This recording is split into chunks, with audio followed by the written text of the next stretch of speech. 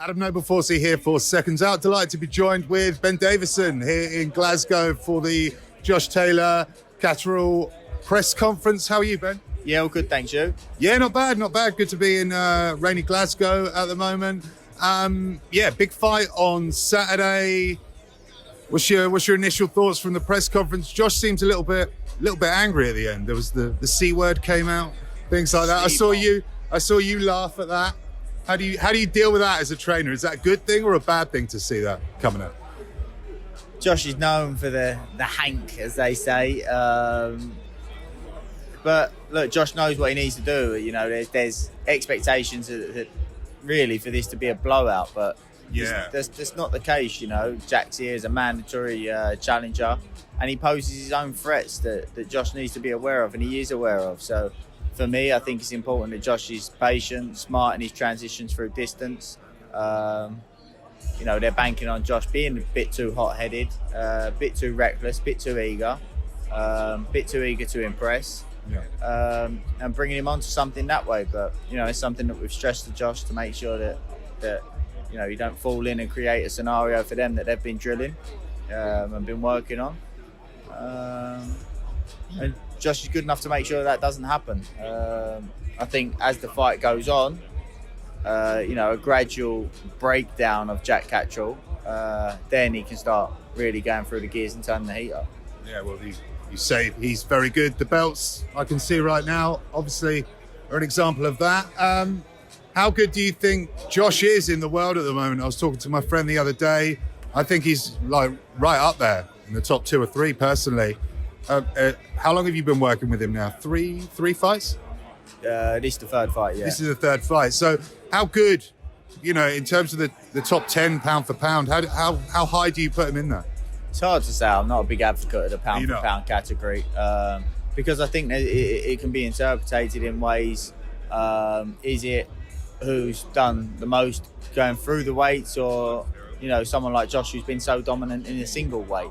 It's hard to say. I just think at 140 pound, you know, Josh is as close to unbeatable as you're going to get. Yeah, I'd agree.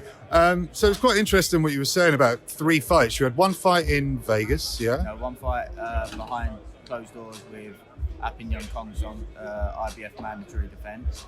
Then we had the undisputed title fight with Jose Ramirez in Las Vegas. Yeah, and then this one in Glasgow. So all 3 fights have been really different scenarios and different places. How do you deal with that as a trainer?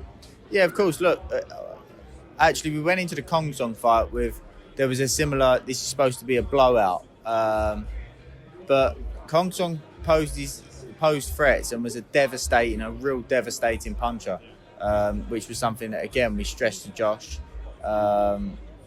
And, you know, Josh showed, I don't think Josh has a 1st round victory in his career up until that day. Yet he got a 1st round victory while being patient, which just said everything to me. And, you know, that was what I was most impressed with. Then obviously the Ramirez fight, you know, a specific game plan. And there's big benefits from the Ramirez fight because there was elements in Josh's game that we'd been saying to him, you can't afford to do this. And he done it and gave up a short spell to Ramirez in that fight. But it's now, we can use that as evidence to say, you know, when we said don't do this, here's the evidence as to why. So that's been a big positive for us moving forward in, you know, improving that trust and having more solid evidence to say, we said if you do this, the opponent's going to do that. You do that, the opponent's going to do this. How do you, with all these sort of big major super fights being talked about, because he's the undisputed champion, how do you keep him focused on Catterall? How do you do that in these, you know, when everyone's talking about those sorts of things? And how do you keep yourself focused on that sort of thing? Just take a look at what's up for grabs, like you said, on that table over there. I think the thing is, a lot of people in the situation, you know, pressure's a funny thing. You know, when you're under pressure, it's an uncomfortable situation to be in, an uncomfortable environment to be in. But it's where shit gets done. Yeah. And I'm not taking that pressure off Josh.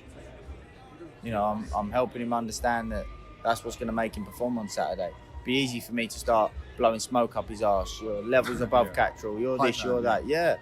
and trying to ease that bit of pressure. But that pressure is what's going to make him perform and keep his mind focused on where it needs to be. What worries you about Jack Catterall the most? What are you mainly concerned about? It's not overly concerned, but I'd say that he's good at changing the pace when there's a lull in the action. I think he punches harder than what people think he does. I think he's a bigger puncher than his record would suggest. And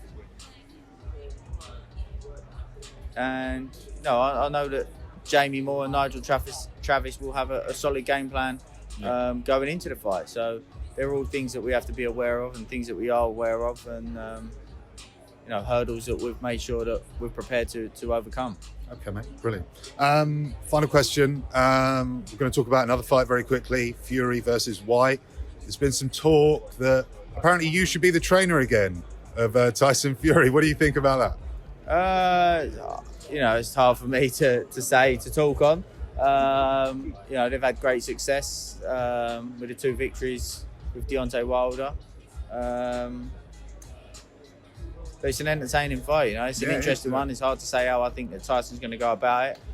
And I think depending on how Tyson goes about it, will depend how entertaining the fight may be. Yeah. Are you glad it's in England? Are you going to go? Yeah, I probably will go, yeah. I will go. I think I'll have somebody boxing on the undercard, so I will be there. Oh, okay. Brilliant. Okay. We'll leave it there, Ben. Thank you very much. All the best on Saturday. And thank you very much. Thank you very much.